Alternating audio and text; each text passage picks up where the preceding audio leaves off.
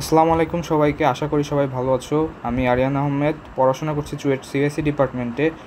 তো আমি আজকে তোমাদের সাথে ফার্স্ট সেশন নিব। তো আজকের সেশনে আমি কেমিস্ট্রির যে দ্বিতীয় অধ্যায় গুণগত রসায়ন আছে তার উপর একটি সিকিউ সাজেশন দিব।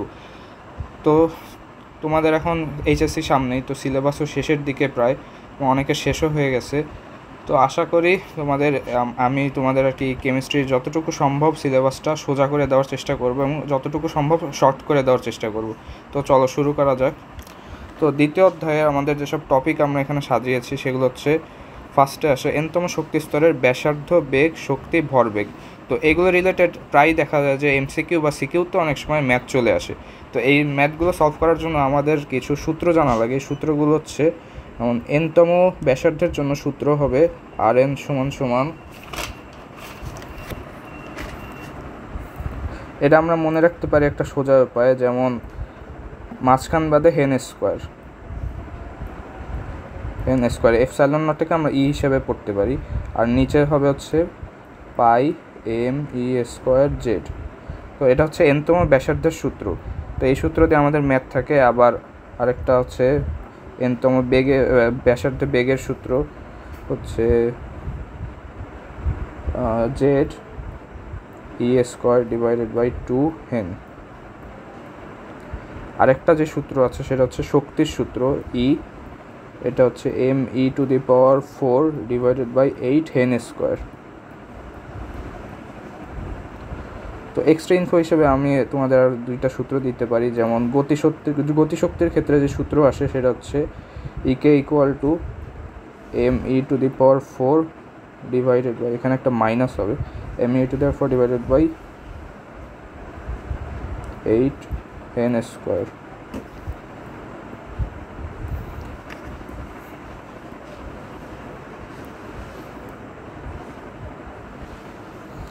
আরেকটা হচ্ছে পটেনশিয়াল এনার্জির ক্ষেত্রে যে সূত্র সেটা হচ্ছে minus M E to the power 4 divided by 4 হেন স্কোয়ার। তো এই সূত্রগুলো খুবই ইম্পর্টেন্ট।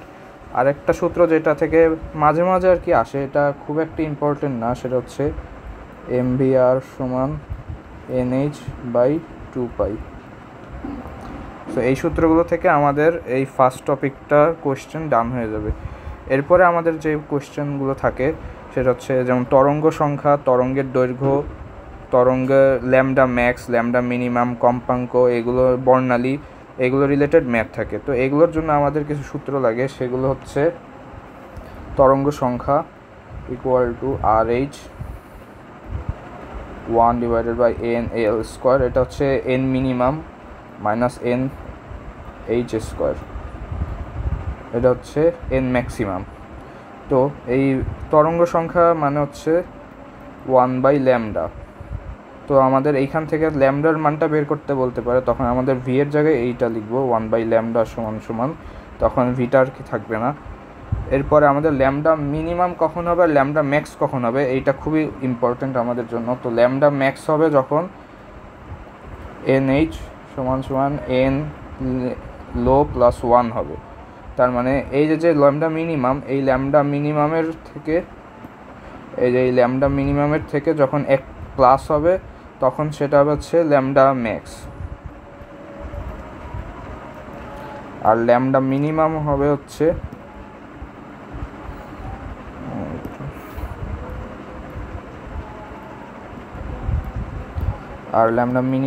হচ্ছে যখন এনএইচ সমান সমান ইনফিনিটি হয়ে যাবে। তো এখান থেকে আমাদের ম্যাথ আসবে। আর কম্পাঙ্ক মানে তো হচ্ছে এফ সমান সমান সি বাই ল্যামডা। তো এখানে আমাদের ল্যামডা মানটা বের করে এরপর এফ এর মানটা বের করতে বলতে পারে। এরপরে এই টপিক থেকে এরকম কোশ্চেন আসবে। এরপরে আসতে পারে যে উপশক্তি স্তর কি সম্ভব হবে নাকি হবে না। যেমন এখানে একটা আসতে পারে যে উদাহরণ দেওয়া আছে 2f অরবিটাল কি সম্ভব কিনা। এখন 2f অরবিটাল হতে গেলে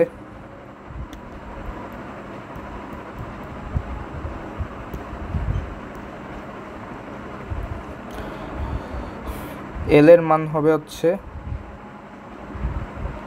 3, কিন্তু 2 এর জন্য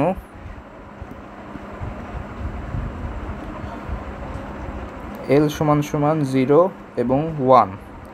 সো এখানে 2 এর জন্য L এর মান কোনো সময় 3 হওয়া সম্ভব নয়, এজন্য 2f হওয়ার কোনো সম্ভাবনা নেই। তো এরপর হচ্ছে কোয়ান্টাম নাম্বার রিলেটেড যত ম্যাথ আছে এগুলো আমাদের আসতে পারে, এগুলো প্রায়ই আসে। তো এই কোয়ালিটির একটা ম্যাথ আমরা একটু পরেই দেখব। তার আগে আমরা একটা দ্রাব্যতা রিলেটেড টপিক্সটাতে যাই। আচ্ছা, এই দ্রাব্যতা এইটা আর হচ্ছে এই দুইটা টপিক আমরা একটু পরে আসি। তার আগে আমরা আফবাও হুন পাউলিটা পড়ি। তো আফবাও রিলেটেড এইটা তোমরা সবাই জানো, কারণ এটা আমাদের এসএসসিতেও ছিল। আফবাও হচ্ছে তোমার যে শক্তি স্তরকে সবচেয়ে কম হবে সেখানে আগে ইলেকট্রন প্রবেশ করবে। তো এটা তোমরা সবাই জানবে, তো এটা আমার এখন বোঝানোর খুব একটা দরকার পড়বে না। আর হুন্ড যেটা, সেটা হচ্ছে হুন্ডের রুল হচ্ছে তোমার অরবিটালে সবসময় আগে বিজোড় অবস্থায় ইলেকট্রন প্রবেশ করবে।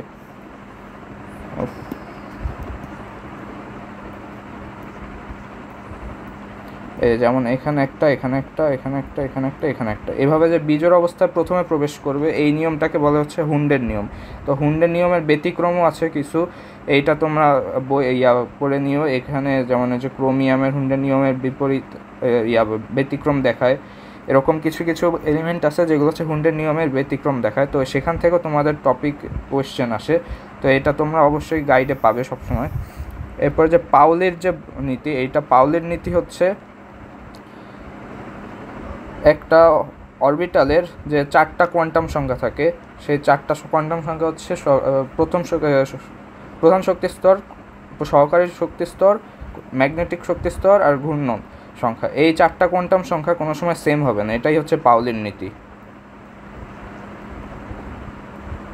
4টা কোয়ান্টাম সংখ্যা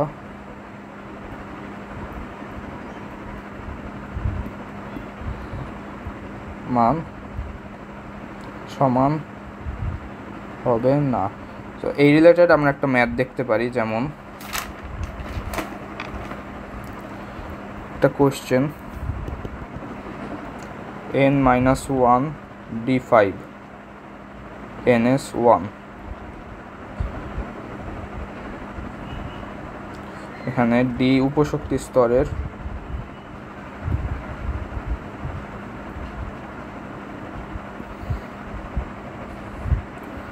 বিদ্যমান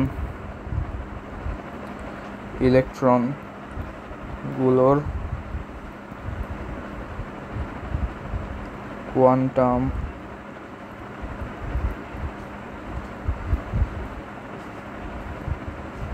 দেখাও।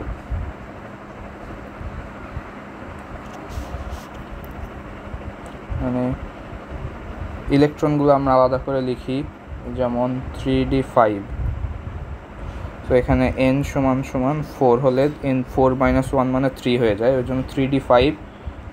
3d সমান সমান হয়েছে 3dxy1, 3dyz1, 3dzx1, 3dx² থেকে y² আর 3dz²। তো ইলেকট্রন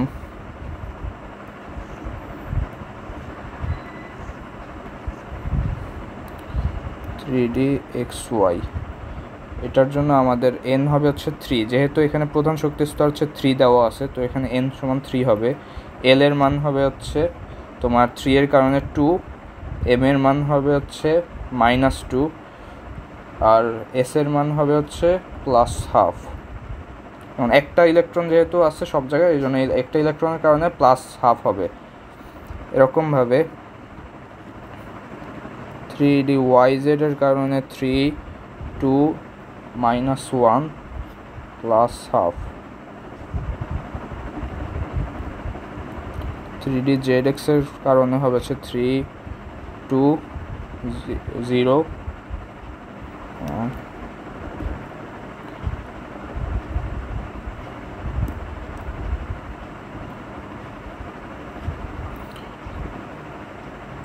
1 প্লাস হাফ। এরপর 3d এক্স স্কোয়ার ওয়াই স্কোয়ারের জন্য হবে হচ্ছে 3 2 2 প্লাস হাফ। আরেকটা আছে যেটা এখানে লিখে দিই, জেড স্কোয়ারের জন্য হবে হচ্ছে, এখানেও এন এর মান হবে হচ্ছে 3, এল এর মান হবে 2, এম এর মান হবে 0 আর এস এর মান হবে প্লাস হাফ। তো এখানে আমরা দেখতেছি যে এন, এল আর এস এই তিনটার মান কিন্তু সেম সব জায়গাতেই, কিন্তু এম এর মানটা ভ্যারিয়েবল হয়ে যাচ্ছে, এম এর মানটা সব জায়গায় চেঞ্জ হয়ে যাচ্ছে। তো এই কারণে আমরা বলতে পারি যে একটা অরবিটালের ইলেকট্রন সমূহের 4টা কোয়ান্টাম সংখ্যার মানই কোনো সময় সমান হয় না। এটাই হচ্ছে পাউলির বর্জন নীতি। তো এইবার আমরা হচ্ছে জাল টাকা পাসপোর্ট শনাক্তকরণ। এই জাল টাকা পাসপোর্ট শনাক্তকরণটা অনেক সময়, বেশিরভাগ সময় খতেই আসে, তবে গতে মাঝে মাঝে দিয়ে দিতে পারে। সো জাল টাকা ও পাসপোর্ট শনাক্তকরণ থেকে আমাদের খ গ বিভিন্ন রিলেটেড কোয়েশ্চেন আসতে পারে। তো এইটা আমরা এক কথায় বলে দিই, যেমন জাল টাকা শনাক্তকরণ করে হচ্ছে একটা তোমার অপটিক্যাল সিকিউরিটি ডিভাইস রূপে ফসফর ইউজ করা হয়। তো সেখানে যখন ইউভি রশ্মিটা আমরা প্রয়োগ করি তখন ইউভি রশ্মি আর কি ফার্স্টে শোষণ হয়, এবং সেখানে শোষণ হয় ইলেকট্রনটা উচ্চ শক্তির স্তরে প্রবেশ করে, পরে যে শক্তি বিকিরিত হয় সেই বিকিরিত শক্তি যদি আমাদের দৃশ্যমান আলোর রেঞ্জের মধ্যে থাকে তখন আমরা এই রঙিন অবস্থা দেখতে পারি, এই জন্য তখন আমরা জাল টাকা বা পাসপোর্ট শনাক্তকরণ করতে পারি। এরপরে দ্রবণে ক্যাটায়ন ও অ্যানায়ন শনাক্তকরণ আর লবণ, এই দুইটা টপিক খুবই ইম্পর্ট্যান্ট। তো এগুলো হচ্ছে তোমরা বিভিন্ন ক্যাটায়ন ও অ্যানায়ন পরীক্ষা করতে দিতে পারে, যেমন ক্যালসিয়াম 2+, এরপরে অ্যানায়ন যেরকম সালফেট 2- বা ক্লোরিন মাইনাস, এরকম বিভিন্ন ক্যাটায়ন অ্যানায়ন শনাক্ত করতে দিতে পারে। এগুলো হচ্ছে তোমার থিওরিটিক্যাল কোয়েশ্চেন, কিন্তু এগুলো বেশিরভাগ সময় চলে আসে। তো এগুলো তোমরা একটু বই থেকে পড়ে নিও, বইয়ের ঠিক লাস্টে এগুলো নিয়ে তোমাদের বিস্তারিত আলোচনা আছে। এবার আমরা যে মেইন দুইটা টপিক, সেটা হচ্ছে দ্রাব্যতা আর দ্রাব্যতার গুণফল, আয়নিক গুণফল, এই দুইটা টপিক থেকে প্রায়শই কোয়েশ্চেন চলে আসে। তো এইগুলো আমাদেরকে একদমই বাদ দিলে হবে না। তো এইগুলো রিলেটেড আমাদের কিছু কোয়েশ্চেন আমরা এখানে রাখছি, সেগুলো, এটা হচ্ছে আমাদের দ্রাব্যতা রিলেটেড ফার্স্ট ম্যাথ। সো আমরা এখানে কিছু ইম্পর্টেন্ট কোয়েশ্চেন রাখছি। তো এখানে ফার্স্টে কী বলছে যে 25 ডিগ্রি সেলসিয়াস তাপমাত্রায় 25 গ্রাম অসম্পৃক্ত দ্রবণকে বাষ্পীভূত করে 5 গ্রাম দ্রব পাওয়া গেল। তো 25 গ্রাম এটা কিন্তু অসম্পৃক্ত দ্রবণ, ঠিক আছে, অসম্পৃক্ত দ্রবণকে বাষ্পীভূত করে 5 গ্রাম দ্রব পেয়েছে, এবং ওই তাপমাত্রায় 100 গ্রাম অসম্পৃক্ত দ্রবণকে সম্পৃক্ত করতে হলে কত গ্রাম দ্রব যোগ করতে হবে। সো আমাদের এখানে কাজ করছে কত গ্রাম দিয়ে, 100 গ্রাম অসম্পৃক্ত দ্রবণ দিয়ে, তাই না? তো আমাদের যেহেতু 25 গ্রাম দেওয়া আছে, এটাকে আমরা 100 গ্রামে আগে কনভার্ট করতে হবে। তো অ্যান্সার 25 গ্রাম থেকে দ্রব কত, 5 গ্রাম। সুতরাং 100 গ্রাম থেকে দ্রব হবে হচ্ছে 5 × 100 ডিভাইডেড বাই 25 গ্রাম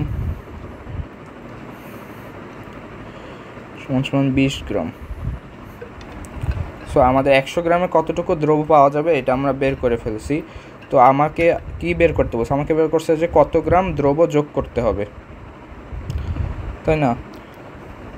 তো এখানে আমরা এবার দ্রাবকের মান ভরটা বের করে নিব। দ্রাবকের ভর, এইটা ছিল হচ্ছে আমাদের দ্রবণের ভর দেওয়া। তো এখান থেকে আমরা দ্রাবকের ভরটা আগে বের করে নিতে হবে ম্যাথ করার জন্য। সো -20 গ্রাম সমান 80 গ্রাম। এখানে আমাদের একটা কোশ্চেনে ভুল আছে, এখানে 25 ডিগ্রিতে এস সমান ধরো 20। তো আমরা এখন সূত্র জানি, এস সমান 100 m divided by m - m। তো আমাদের m এর মানটা আর কি বের করতে হবে। এই m এর মানটা বের করে আমি যখন 20-এর সাথে বিয়োগ দেব তখন আমার আরও কতটুকু দ্রব যোগ করলে ওটা সম্পৃক্ত দ্রবণ তৈরি হবে সেটা আমরা পেয়ে যাব। তো s এর মানটা আমরা ধরেছি হচ্ছে 20, তো 20 লিখলাম, 100 m এর মান আমাদের বের করতে হবে, আর m - m এটাই হচ্ছে দ্রাবকের ভর। তো দ্রাবকের ভর আমরা লিখে দিই 80। তো এখান থেকে আমাদের ক্যালকুলেশন করলে পাওয়া যায় হচ্ছে 20 × 80 ডিভাইডেড বাই 100 16। আচ্ছা, এস এর মানটা আর একটু বাড়ায় দিতে হবে, তাহলে আমাদের ম্যাথটা ঠিক থাকবে। এটা কম হয়ে গেছে একটু।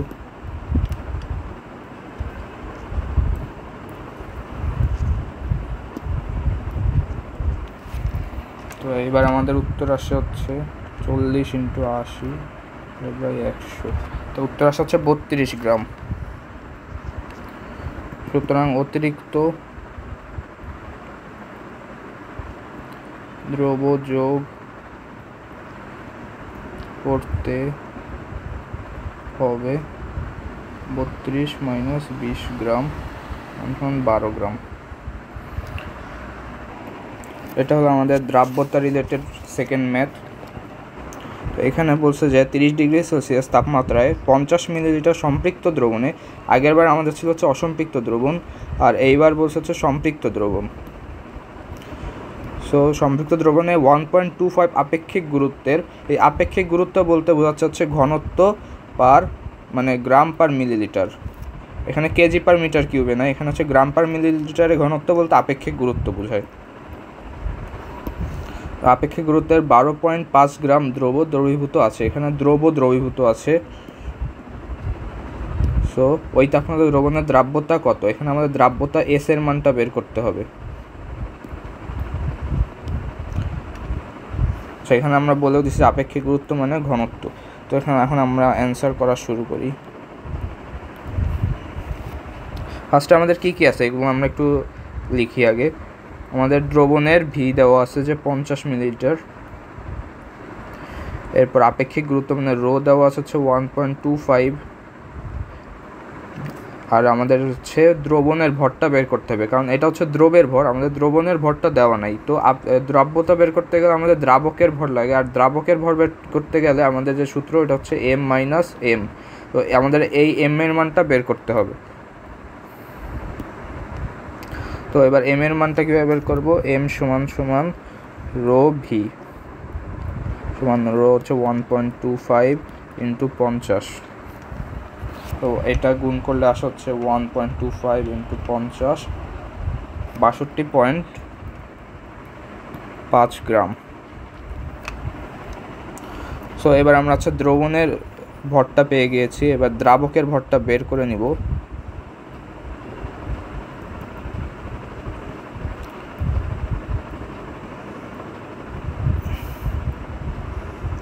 (62.5 - 12.5) সমান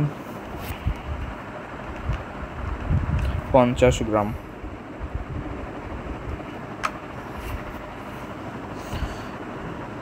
এবার দ্রবণের দ্রাব্যতা কত? সো আমাদের এবার দ্রাব্যতার যে সূত্র এটা ইউজ করব, S = 100 m divided by m - m। 100 × 12.5 divided by 50। তো এখানে আমরা ক্যালকুলেশন করলে আসে 100 × 12.5 ডিভাইডেড বাই 50 25। সো অ্যান্সার এটা হচ্ছে অ্যান্সার। তাহলে দ্রাব্যতা হচ্ছে এখানে 25। তো এরপরে নেক্সট যে ম্যাথ সেটা হচ্ছে আমরা এবার কেএসপি রিলেটেড যে ম্যাথগুলো করব। কেএসপি এবং সময়ান এটা আমরা মিক্সড করে একটা কোয়েশ্চেন বানাইছি। তো এখানে আমরা দুই টপিকে একবারে বুঝতে পারবো। তো আমাদের কোয়েশ্চেনে বলা আছে যে 25 ডিগ্রি সেলসিয়াস তাপমাত্রা একটি বিকারে AB2, এখানে যে কোনো যৌগই হইতে পারে, যেমন ম্যাগনেসিয়াম ক্লোরাইড হইতে পারে, যেমন এর কেএসপি দেওয়া আছে 3.5 × 10⁻³ 35। তো ফার্স্ট কোয়েশ্চেনে বলা আছে যে দ্রবণে A2+ ও B- এর ঘনমাত্রা কত? তো আমাদের কিন্তু খালি এস বের করতে বলেনি, আমাদের A2+ এরও ঘনমাত্রা বের করতে বলছে, আবার B- এরও ঘনমাত্রা বের করতে বলছে। তো আমরা এটা কিভাবে করব? 1 এটা আমরা আগে ভাঙি। এটা ভাঙলে আসে হচ্ছে A2+ + 2B মাইনাস, এটা হচ্ছে এস, এটা হচ্ছে 2s। তো আমাদের কেএসপি দেওয়া, কেএসপি সমান সমান S into 2s whole square. এখানে যেহেতু দুইটা বি, এই জন্য আমাদের এখানে এস স্কোয়ার আসবে, আর 2s হচ্ছে ঘনমাত্রা। তো এস ইন্টু 4s স্কোয়ার সমান 4s কিউব। আর এই কেএসপির মান দেওয়া আছে হচ্ছে 3.5 10 টু দি পাওয়ার -35। তো আমাদের এটা আমাদের ক্যালকুলেশন করলে আসে হচ্ছে 3.5 ইন্টু 10 টু দি পাওয়ার -35 ভাগ 4.7।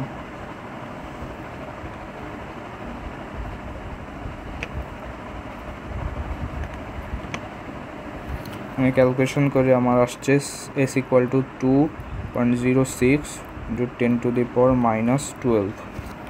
তো এইটা কিন্তু আমাদের উত্তর না, আমাদের উত্তর বের করতে গেলে আমাদের A2 প্লাসের সমান সমান এসি। তো এইটার উত্তর এইটাই হবে 2.06 10 টু দি পাওয়ার -12। এইটা ঠিক আছে, কিন্তু পরেরটার ক্ষেত্রে 2b মাইনাস, এইটার ক্ষেত্রে হচ্ছে আমাদের দ্রাব্যতা কিন্তু 2s, মানে ঘনমাত্রা হচ্ছে 2s। তো এখানে আমাদের 2 দিয়ে এটাকে গুণ করতে হবে, তাহলে আমরা ওইটার ঘনমাত্রাটা পাবো। তো এখানে অনেকে ভুল করে যে এই পর্যন্ত উত্তর বের করে রেখে দেয়, কিন্তু আমাদের কিন্তু এইটুকুও বের করতে হবে। উত্তর আসে 4.12 ইন্টু 10 টু দি পাওয়ার -12। তো ক্যালকুলেশন ভুল হলে তোমরা একটু ঠিক করে নিও। ACl2 দ্রবণে Ab2 এর কথা। আচ্ছা, এবার হচ্ছে আমাদের এখানে সময়ন রিলেটেড আর কেএসপি হচ্ছে মিক্সড একটা ম্যাথ দেওয়া। তো 2 নাম্বার এখানেই করি। এখানে বলা হয়েছে যে 0.01 মোলার ACl2 দ্রবণে Ab2 এর দ্রাব্যতার কোনো পরিবর্তন হবে কিনা। এবার সময়নটা কি? সময়ন বলতে যে একটা দ্রবণের মধ্যে আরেকটা দ্রবণ যখন মিক্সড করা হয় তখন আর কি দ্রাব্যতাটা কমে যায়। যেমন এখানেও এ আছে, আবার এখানেও এ আছে, তো এখানে সময়ন প্রভাবটা কার্যকর হবে। যেমন এখানে ACl2কে আমরা যদি ভাঙি তাহলে আসে হচ্ছে A2 প্লাস 2Cl মাইনাস। তো এখানে এইটাও 0.01 মোলার দেওয়া, এটাও 0.01 মোলার। তো আমাদের এই এর ইয়াটা কাজ করবে এখন সময়ন হিসাবে। তো আমরা এখন যদি কেএসপি কিন্তু চেঞ্জ হবে না, কেএসপি আগেও যেটা ছিল এখনও সেটাই আছে। তো আমরা যদি কেএসপিটা ভাঙি তা আসবে হচ্ছে KSP equal to S plus 0.01 into 2s whole square. তো আমাদের যেহেতু এখানে আছে এস আর এখানে যেহেতু আছে সময়নের কারণে 0.01, তো এখানে এই 0.01 মোলারটা যোগ হয়ে যাবে সময়নের কারণে। তো এখানে আমরা ক্যালকুলেট করে আমরা হচ্ছে এস এর মানটা বের করব। এখানে কেএসপি দেওয়া আছে আগের মতোই থাকবে। তো এখানে ক্যালকুলেট করলে আমাদের এই যে এস এর মানটা আমরা এটা পেয়ে যাব। তো এস যেটা উত্তর হবে তখন তাহলে বুঝতে পারবো যে আমাদের দ্রাব্যতা পরিবর্তন হবে নাকি হবে না। তো এবার হচ্ছে আমাদের আজকের ভিডিওর লাস্ট ম্যাথ। তো এখানে এটা হচ্ছে অর্ধক্ষেপ রিলেটেড ম্যাথ। এখানে দুইটা টার্ম আছে, যেমন কেএসপি আর কেআইপি। ও কেএসপি হচ্ছে দ্রাব্যতার গুণফল আর কেআইপি হচ্ছে আয়নিক গুণফল। তো এই ক্ষেত্রে কেআইপি যদি কেএসপির থেকে বড় হয় তাহলে অধক্ষেপ পড়বে, না হলে অধক্ষেপ পড়বে না।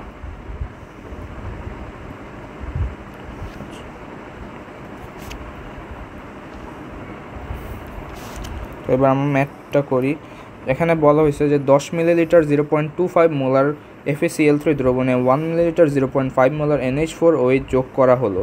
তার মানে এটা আমাদের একটা দ্রবণ মিক্সড করা হয়েছে। তো মিক্সড রিঅ্যাকশনটা লিখতে হবে। এরপরে কি বলছে যে Fe মানে ফেরিক হাইড্রোক্সাইড এর কেএসপি 3.98 × 10⁻³ 38। মানে কেএসপির মান কার দেওয়া? FeOH হোল 3 দেওয়া। তো আমাদের কেআইপিও বের করতে হবে যে এইটারই। এইটার কেআইপি বের করে দেখতে হবে যে এইটার কেআইপি এই কেএসপির থেকে বড় হয় নাকি ছোট হয়। যদি বড় হয় তাহলে অধক্ষেপ পড়বে, আর যদি ছোট হয় তাহলে অধক্ষেপ পড়বে না। তো এটা বের করার জন্য আমাদের আগে এই দ্রবটা মিক্সড করতে হবে। FeCl3 প্লাস NH4OH, এটা আসবে হচ্ছে FeOH3 আর NH4Cl। তো এটা নিয়ে আমাদের আপাতত কোনো কাজ নেই, আমাদের মেইন কাজ হবে হচ্ছে এইটা নিয়ে। তো আমরা এখন ম্যাচ করা শুরু করি। আমাদের এখানে একটা থিওরি কাজে লাগবে, সেটা হচ্ছে অসওয়াল্ডের লঘুকরণ সূত্র। তো আমরা এটা দিয়ে দ্রবণের যে প্রকৃত ঘনমাত্রাটা FeROH3 এটা আমরা বের করব। যেমন এখানে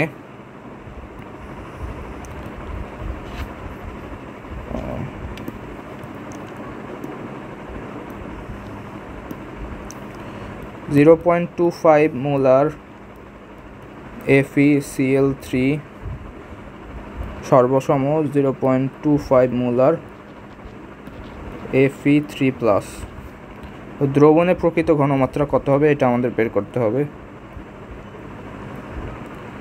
দ্রবণের ঘনমাত্রা বলতে আর কি এই দুইটা মিক্সড করার পরে Fe3+এর ঘনমাত্রাটা কত আসবে ওইটা বোঝাচ্ছে। তো এটা বের করার জন্য আমাদের এই সূত্রটা কাজে লাগবে। আগে এটার আয়তন কত ছিল 10 মিলিলিটার এবং ঘনমাত্রা কত 0.25, আর V2 হচ্ছে এই 10 মিলিলিটার 1 মিলিমিটার যোগ করার পর যত আসবে সেটা হচ্ছে V2 হবে, কারণ দুইটা যেহেতু মিক্সড করছে এই জন্য আয়তন দুইটার যোগফল হবে। আর S2 আমরা বের করব যে এটা হচ্ছে দ্রবণের প্রকৃত ঘনমাত্রা। তো S2টা আমরা ক্যালকুলেশন করলে আসে হচ্ছে 10 × 0.25 ডিভাইডেড বাই 11, 0.2273। এবার সেমভাবে আমরা হাইড্রোক্সাইডেরও ঘনমাত্রাটা বের করে নিব। তো হাইড্রোক্সাইডের ঘনমাত্রা দেওয়া আছে 0.5 মোলার।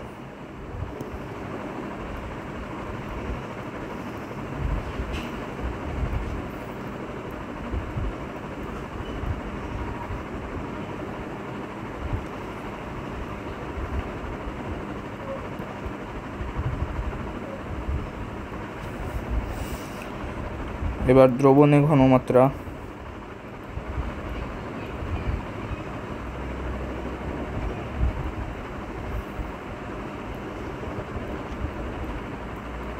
আবার সেই একই সূত্র।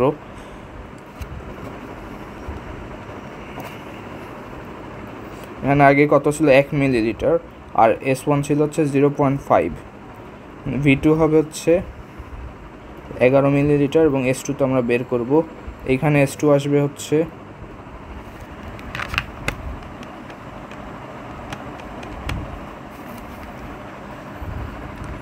0.045। এবার কেআইপি বের করার জন্য আমাদের যে কেএসপির মান যেই যৌগটার দেওয়া এটাকে আমাদের আগে ভাঙতে হবে। যেমন FeOH3 এটাকে ভাঙলে আমরা কি পাই, Fe3+ + 3OH-, তাই তো। Fe3+ এর ঘনমাত্রা আমরা কত বের করছিলাম 0.2273, আর OH এর ঘনমাত্রা বের করছিলাম হচ্ছে 0.045।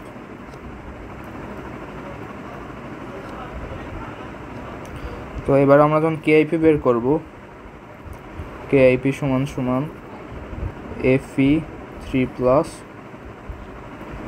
ইন্টু OH-,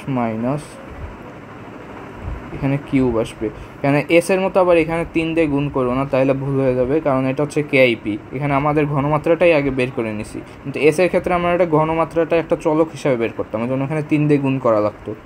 তো Fe3+ এর ক্ষেত্রে এটা হচ্ছে 0.2273 ইন্টু 0.045 হোল কিউব।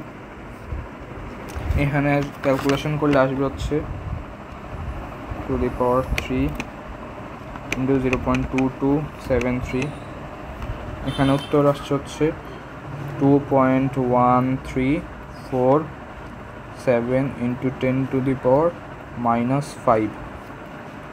তো এখানে আমাদের কেএসপির ভ্যালু কত দেওয়া আছে 3.98 ইন্টু 10⁻⁻38, আর এখানে আসছে 2.1347 10⁻⁻5 হচ্ছে -35 থেকে বড়, সুতরাং এখানে বলা হচ্ছে যে কেআইপি গ্রেটার দেন কেএসপি, সুতরাং পদক্ষেপ পড়বে।